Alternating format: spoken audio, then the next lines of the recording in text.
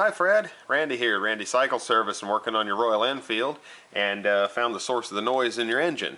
Didn't really show up initially until I rode it, got the engine good and hot, and I started getting a rattle out of the cylinder here. So what I did is pulled the cylinder back off to see what was going on in there, and what we've got is a kind of an odd wear pattern in this cylinder, and I think it was caused by a couple of things.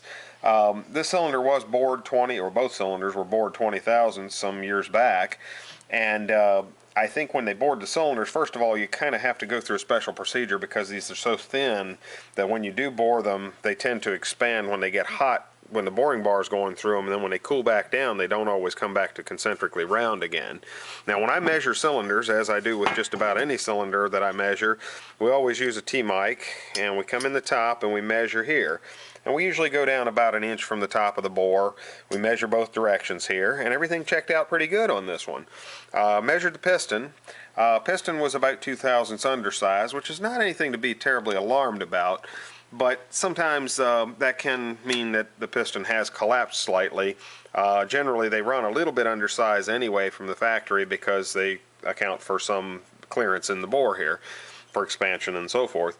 Anyway, this one's a little bit smaller than it should be. Not a big deal. But what happened when I started measuring the cylinder after I took it back off, it's actually much bigger as you get down to about the middle of the bore, and then it kind of it's kind of I guess it's got a bulge in the middle is the best way to describe it. Very unusual. We just don't see that very often, and we normally don't measure all the way down into the center of the bore or the bottom of the bore because that's not the most accurate place normally that you would measure. However, that is the problem, and that's what was causing the noise. If I put the piston back in here in the cylinder and I get it in just the right spot,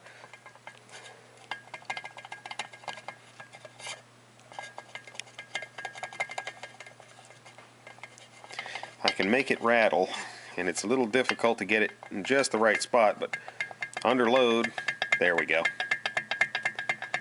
So there's a lot of wear right there in the middle of the cylinder, and that's what we're hearing. Of course, obviously at engine RPMs of 2,000 or 3,000 RPM, it gets very pronounced, and I can hear it really loud. So at any rate, what we need to do is we need to bore these cylinders correctly and make them true again. Luckily enough, Hitchcock's does make one more overbore size in 40 thousandths. That's 20 thousandths bigger than what we've got now.